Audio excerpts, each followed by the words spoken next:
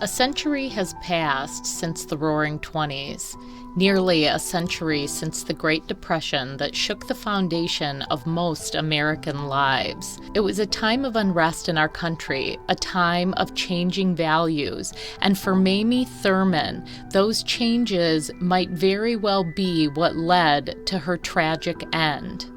On a rainy summer night in West Virginia, 31-year-old Mamie Thurman walked out the door of the apartment she shared with her husband for the last time. Sometime in the late night or early morning hours of June 21st going into June 22nd, a man drove Mamie to a remote mountain area. He slashed her throat and then shot her twice in the head before tossing her down the weedy embankment on the roadside.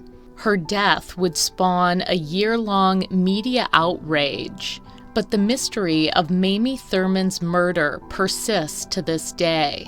It's not merely her mysterious murder. Something more haunts the people near Logan, West Virginia. The ghostly apparition of a woman wanders the isolated mountain road, 22 Mine Road, the place where Mamie's corpse was discarded nearly a century ago. Welcome to Bitter Endings, a true crime podcast. I'm your host, J.R. Erickson. In Bitter Endings, I'll bring you stories of those taken too soon, the silent many who no longer have a voice through which to seek justice. The Bitter Endings podcast is sponsored by My Fiction Novels. The Northern Michigan Asylum series are novels that braid elements of haunting and murder mystery, and they're all inspired by a real former asylum here in Traverse City, Michigan, which is where I live. You can find the novels on Amazon.com. in audio format if you are an Audible listener, as well as in ebook and paperback. I chose today's case for a couple of reasons. First, it's October, it's a spooky month, and I am into the paranormal, so it's always interesting to cover a case that has sort of those paranormal aspects as well. Also, this story inspired a series of scenes in the third book from my Northern Michigan Asylum series. That book is called Ashes Beneath Her, and it covers the paranormal events that start occurring after young women begin vanishing in northern Michigan.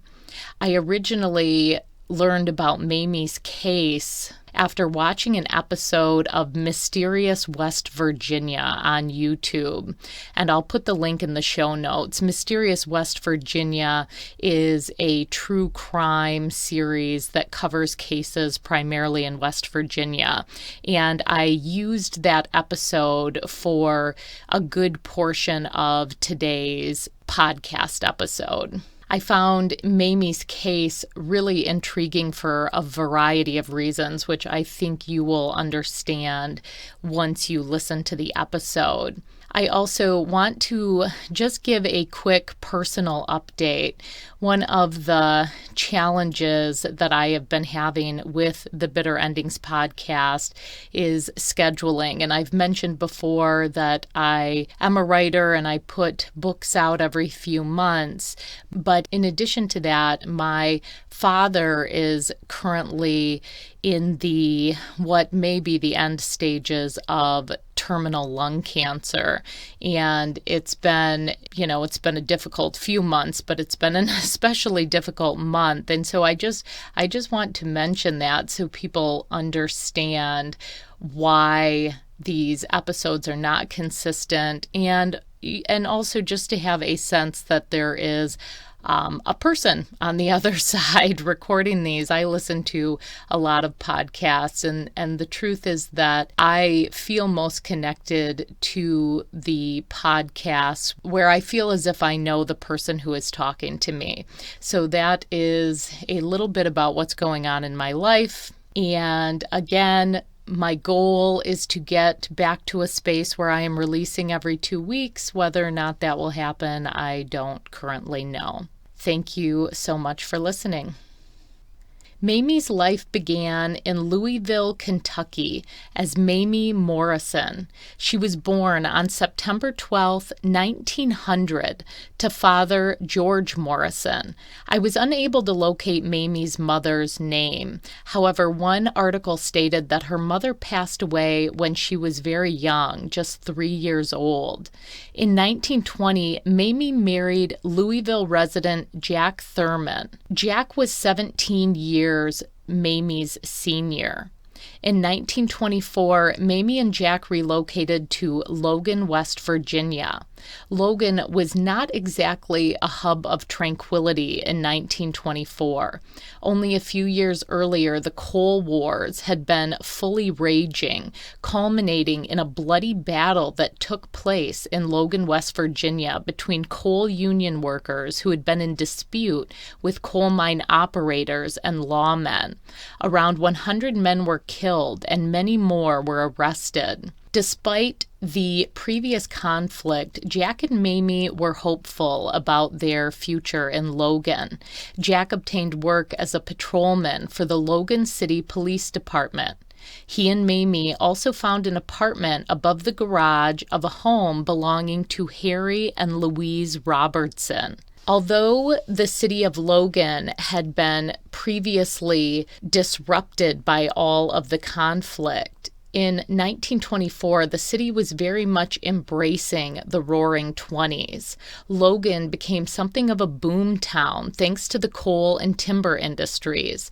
There were speakeasies, private clubs, and bootlegged liquor. To most who knew Mamie Thurman, she was a strong, intelligent woman, active in her church and other business affairs. However, behind closed doors, Mamie was leading a double life. She'd begun to rub elbows with the Logan society elite, including barons, bankers, and politicians. These connections mainly occurred because she had begun to have an affair with Harry Robertson, the man who owned the house where she and Jack rented their apartment. Harry was married to Louise, and they had 2 children. He was president of the Logan City Commission, and he was also a bookkeeper at the nearby Guy and Valley Bank. The affair started around 1930. And in 1932, when Mamie's short life would come to an end, it had been going on for 2 years. At night, Mamie's then 48-year-old husband, Jack, worked the graveyard shift as a police officer in Logan. He was generally gone from 6 p.m. to 6 a.m., while his 31-year-old wife, Mamie, went out on the town. Jack had always assumed that Mamie simply stayed at home while he worked. They had been married for 12 years, and for the past 8 years, they'd occupied the apartment over the private garage of Harry Robertson. Harry and Mamie often went to a newly opened secret social club located on the upper floors of the Holland Building on Stratton Avenue in Logan. Many of Logan's high society were also members. When they weren't at the secret club, Harry and Mamie often drove to isolated lovers' lanes and had sexual trysts in Harry's Ford sedan. I should also mention that Harry did not drive he and Mamie to these outings. Instead, Clarence Stevenson drove them. Clarence Stevenson was an African-American man who was described in a variety of ways in terms of his relationship with Harry Robertson. Some people said he was his handyman. Others called him a servant. Still others simply described them as friends. And in all likelihood, Clarence Stevenson was a little bit of all of those things, and perhaps something much more sinister as well. Clarence Stevenson was a native of Tennessee. He had met and became friends with Harry Robertson sometime around 1923, and he moved to Logan, West Virginia in 1924. He initially worked at the Island Creek Coal Company. He and Harry liked to hunt together. Specifically, they went fox chasing, according to one court document that I read. Stevenson eventually moved into Robertson's home, occupying the attic, but making his toilet in the basement. I'm not sure if that meant there were actually bathroom facilities in the basement, or he was simply expected to go to the bathroom in the basement and clean up in the basement. Regardless, it's sad to think that this man, who was a friend of Harry Robertson, was not permitted to use any of the actual bathrooms in the house on account of the color of his skin. At the time of Mamie's death, Clarence Stevenson was 38 years old. According to court documents, Clarence took care of a pack of hound dogs that both he and Harry shared as payment for his board and lodging. As I mentioned before, Harry Robertson owned a Ford sedan, and Clarence pretty much drove Harry anywhere he wanted to go. Clarence also had use of the car for his own purposes, and he would use the Ford to transport their hound dogs to and from hunting areas. When transporting the dogs, the back seat would be removed from the car, and a tarp was draped over the back floorboards. The windows were also outfitted with curtains. Court documents would later state that, quote, upon at least 3 of their hunting excursions in recent months, Stevenson, at the insistence of Robinson, had conveyed Mrs. Thurman, which is Mamie, in the Ford car from Logan to points in the country where she met Robertson for immoral purposes. Although Mamie managed to hide her affair from her husband, Harry's wife Louise discovered the infidelity. She demanded that Harry end things, but he refused. Thus, Louise herself cut ties with Mamie and Jack Thurman, though she apparently never disclosed the affair to Jack. And I didn't read anything anywhere that implied that Jack had any idea that this affair was going on. Before we return to that long ago summer's night when Mamie's life was taken, I'd like to talk about the woman herself. There isn't a lot of information about Mamie as a human being, as a person, and especially in old cases such as this, the thread of familiarity can get lost in the unfamiliar times she was living in. But let's remember that Mamie was a 31-year-old woman. She'd gotten married quite young to a man much older than herself. She'd lost her mother when she was only a toddler, and some accounts stated that her father had been abusive. What young woman wouldn't be enthralled by the Roaring '20s, by the sudden freedom that women found for that brief period of time when the rigid expectations regarding their purpose in the world were suddenly loosened? Remember, Mamie didn't have children. Her husband worked all night. When the affluent owner of the apartment she rented took interest in her, it's not entirely surprising to me that she responded and probably enjoyed it. Mamie was an attractive woman. She had dark hair and dark eyes. And later, unfortunately, she would be portrayed in a poor light as a promiscuous woman who had been sleeping with multiple men.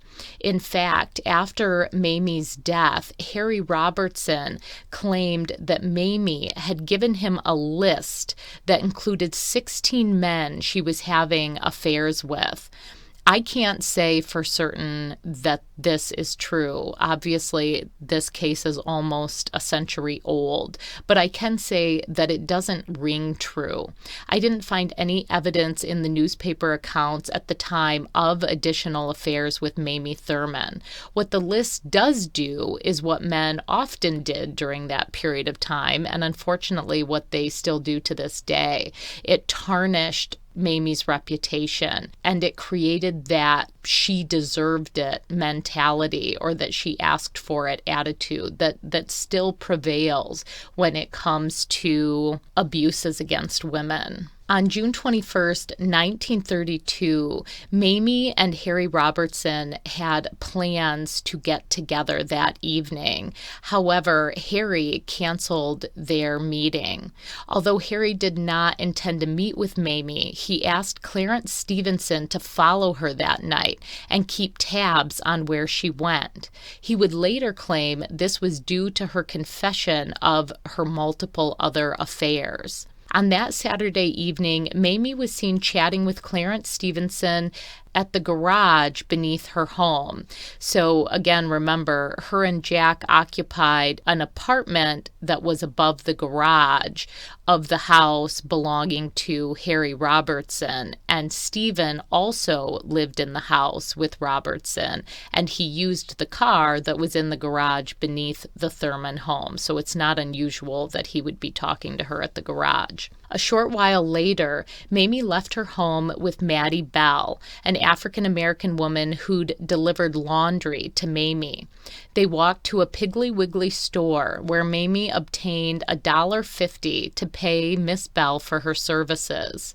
Mamie Thurman then walked to a drugstore where she purchased a pack of cigarettes. She was later seen about dark walking in the direction of the home of Bennett Jones, and thereafter she was observed entering and leaving the Bennett Jones home. She last appeared about 9 p.m. walking alone near a theater in Logan.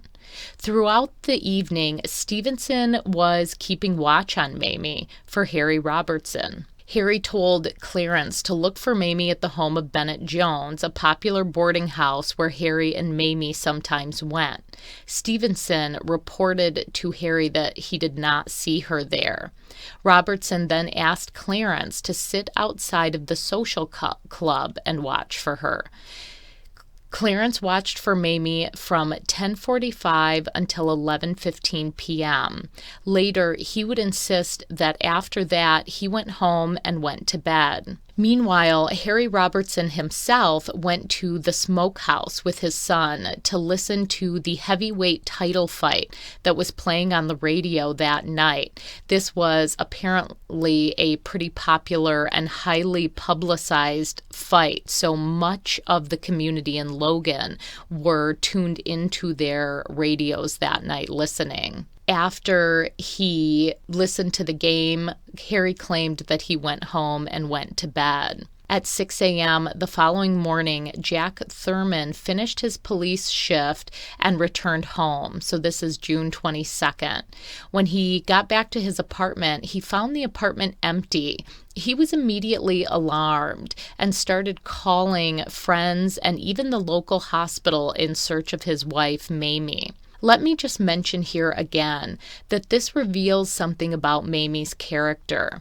If she was truly this promiscuous woman that Harry Robertson would later claim, why would Jack be worried to come home and find his wife missing? He'd be worried because it had never happened before. That's why. If she were carrying on 16 affairs, I find it very hard to believe she'd never once stayed out all night. Not to mention that no one ever whispered in her husband's ear what was going on while he worked. It seems pretty strange to me. When Jack still couldn't find his wife, he called Harry Robertson, who claimed not to know where she was. Clarence Stevenson offered to drive Jack around to look for Mamie.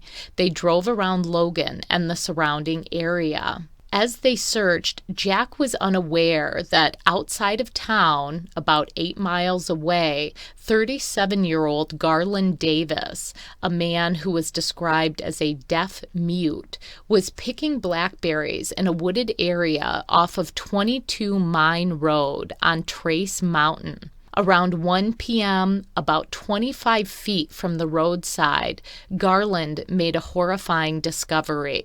Mamie Thurman's corpse lay on the embankment. Her throat had been slashed from ear to ear. Garland contacted authorities. Troopers C.B. Satterfield and C.A. Thompson, both West Virginia state police officers, hurried to the scene. Logan City Police and deputies from the Logan Sheriff's Office also rushed to the remote mountain area. Mamie lay part of the way down the wooded roadside. Her face was tilted so she was looking down the hill. Her body had been likely thrown down the hill, but thick branches had prevented her from going further. She wore a blue dress with white polka dots. Heavy morning rain had washed away much of the blood. The rain had started early that morning, sometime after 1 a.m. At the scene, police discovered one of Mamie's shoes, a pack of Lucky Strike cigarettes, Mamie's pocketbook with $9 inside, a worn case knife, and a slip of paper with a license plate number. Mamie's wedding ring and another valuable ring were in place on her hand, and she wore a watch on her wrist. Mamie's valuables made it clear that robbery had likely not been the motive for her murder. Other evidence at the scene included faint tire tracks on the shoulder of the road. The Logan police chief knew Mamie personally, and he was able to identify her at the scene. Mamie's body was taken to the Harris Funeral Home in Logan. I read differing reports of the autopsy results. One stated that Mamie's throat had been cut first and then she'd been shot. The second stated she'd been shot first and her throat had been cut second.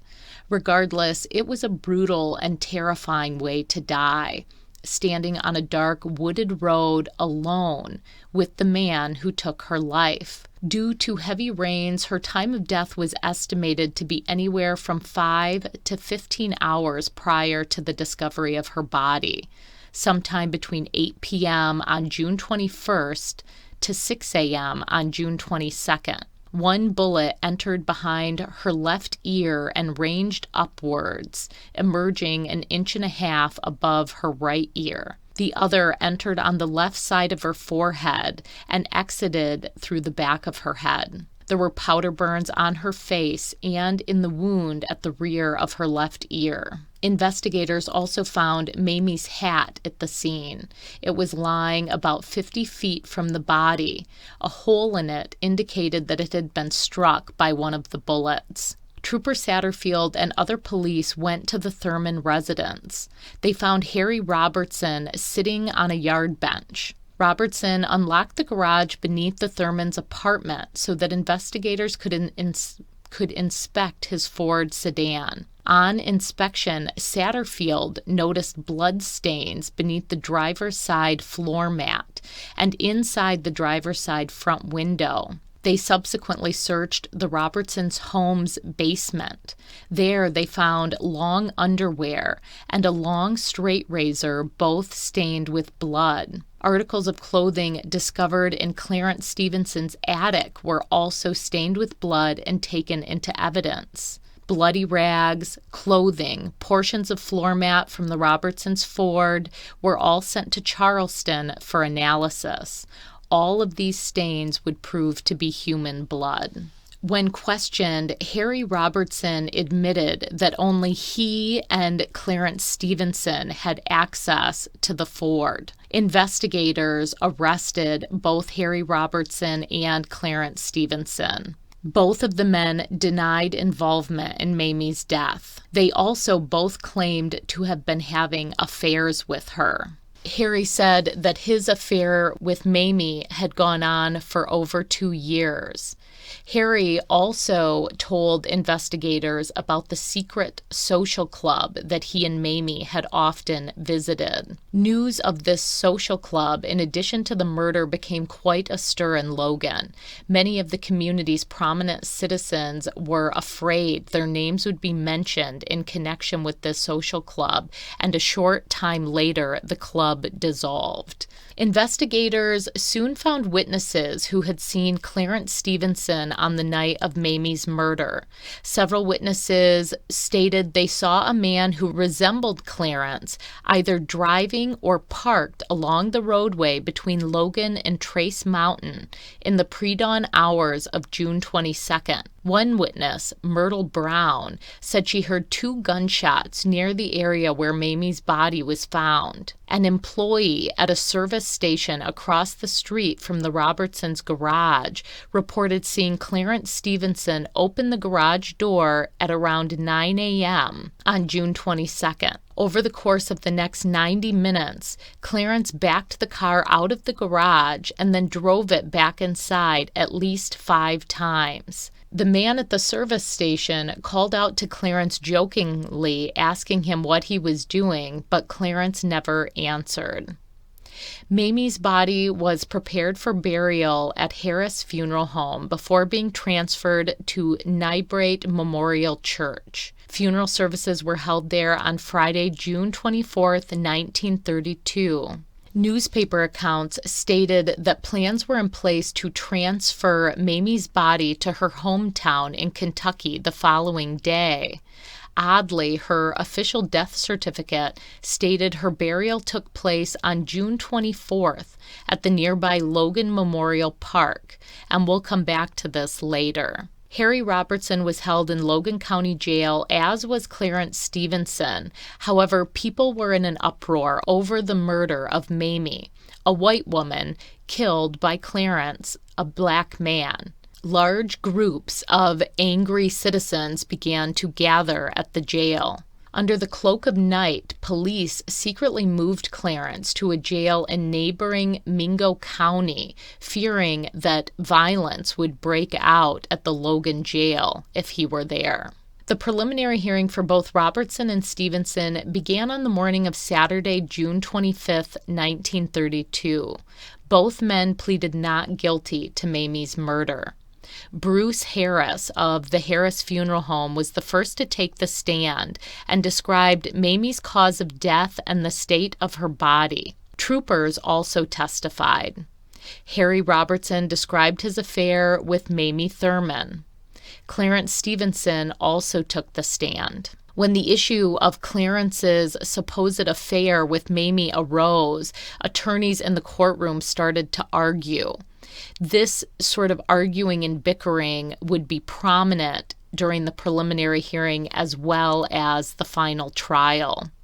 Another piece of evidence that was presented during the preliminary hearing was a letter that Clarence Stevenson had written to his sister. It stated, quote, "Dear sister, please do all you can to help me.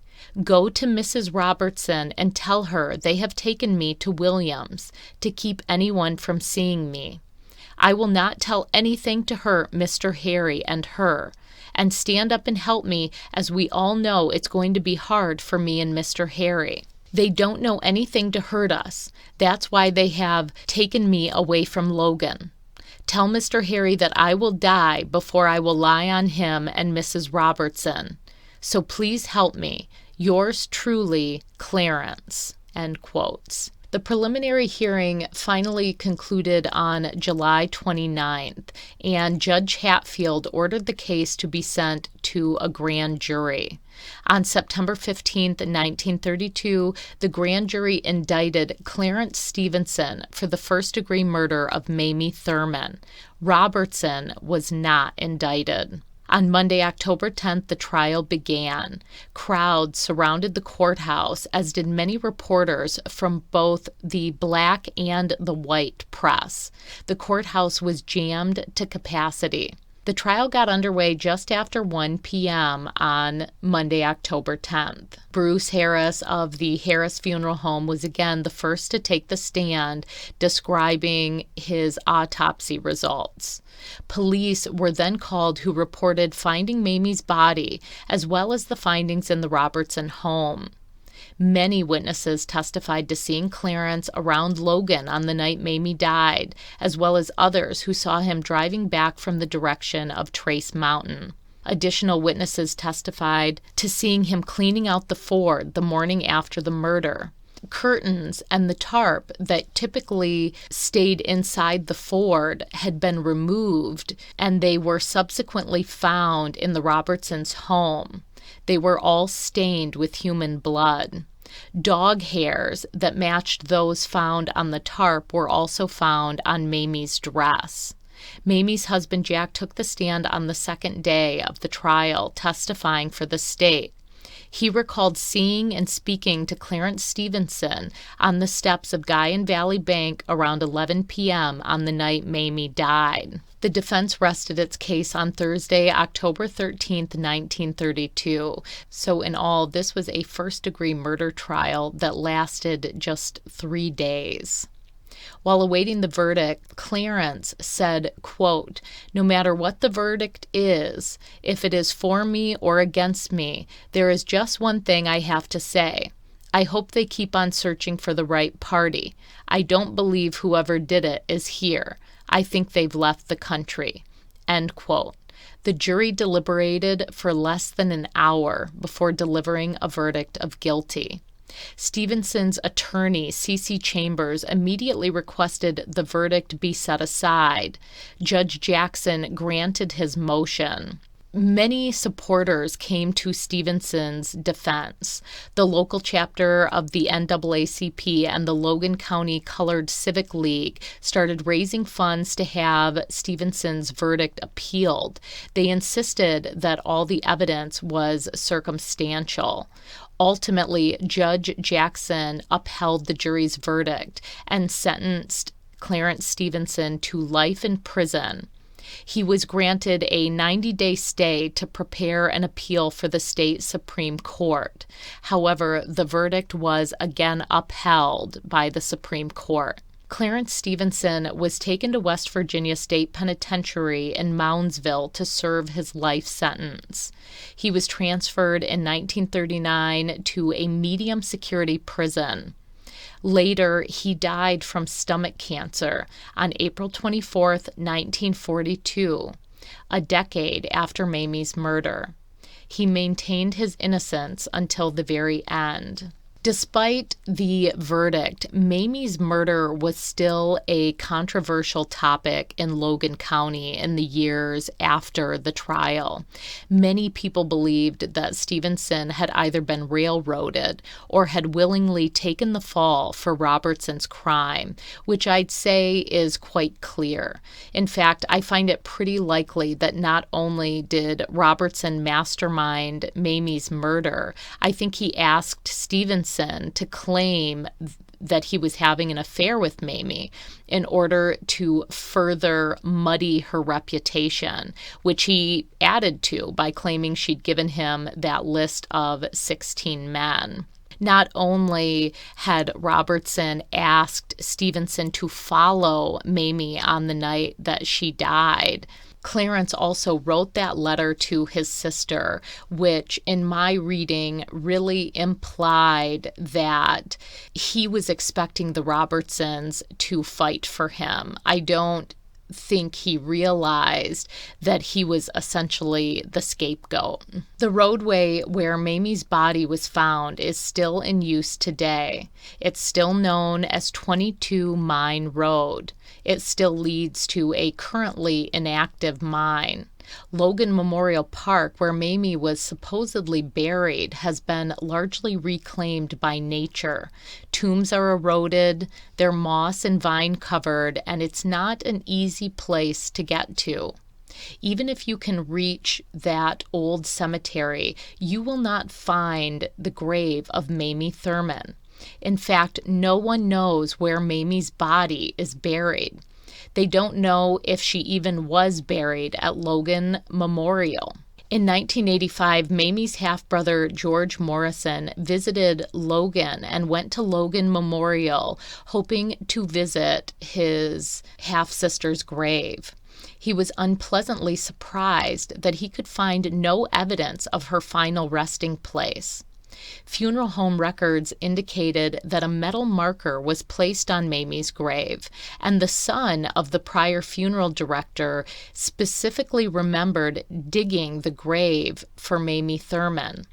However, there was no grave to be found. 2 residents of Logan, West Virginia contacted George Morrison and told him stories of Mamie's body being illegally exhumed sometime in the years just after her murder. The funeral director's son also stated that a metal marker had been placed on Mamie's grave.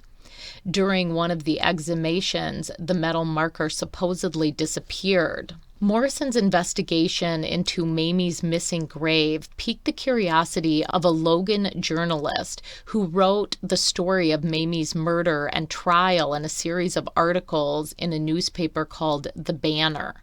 This ended up spurring a variety of witnesses who came forward with strange stories about Mamie Thurman. People claimed to have seen Mamie's spirit on many occasions on 22 Mine Road. Most of the sightings included either seeing a woman dressed all in white walking along the side of the roadway. Multiple of these witnesses, concerned that this woman was in danger of getting hit or needed help in some way, stopped their car and offered to give her a ride. Typically, the woman in white said yes and climbed into their vehicle. However, after driving only a short distance, the woman would vanish. Local legend says the woman in white is Mamie Thurman, reaching for help from beyond the grave. Another strange occurrence that people have reported on 22 Mine Road is something odd that happens to your vehicle if you drive along the road and stop your car just a short distance past where Mamie's body was found. People have claimed that they've done this, put their vehicle in neutral, and then the vehicle has begun to roll backwards up the hill toward the place where Mamie's body was found. Some people believe this is the spirit of Mamie Thurman drawing the car back toward the place where she died in an attempt to bring awareness to her unsolved murder. Some people believe Mamie does not rest peacefully and yearns to have justice for her murder. Others think that the haunting is more related to the strange happenings with her grave and the inability to find her body. Whatever the reason behind the strange sightings on 22 Mine Road, one thing is clear: justice never really came for Mamie Thurman. That pretty well wraps up the case of Mamie Thurman. I'm not going to make a lot of comments about the case, partially because I have a bit of a sore throat and I've already been talking for a while and I can hear my voice starting to get scratchy. But I did find this case very intriguing, and I recommend you go and watch the YouTube segment on Mysterious West Virginia, because that was also really intriguing. And the host of that show actually visits Logan Memorial Park, so you can see sort of this overgrown cemetery where Mamie's body may or may not be located. Thank you again for tuning in to this episode about the murder and haunting of Mamie Thurman. Happy October. I hope you have a fabulously spooky month. If you have any comments or case suggestions, please send me an email at bitterendingspodcast@gmail.com. You can also find out all of the resources for this episode and read the show notes and more. Visit my website at www.bitterendingspod.com.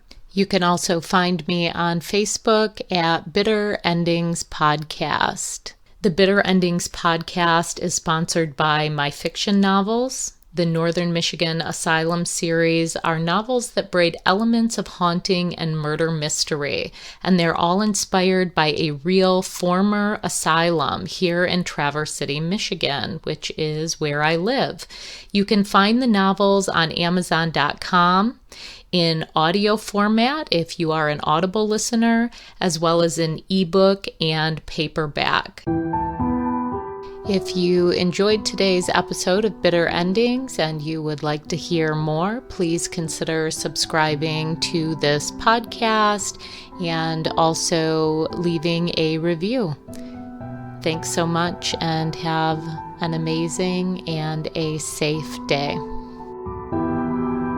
I just want to take a quick minute to also acknowledge the music played in the Bitter Endings podcast. This song is called Disease Tree by Noya Sakamata.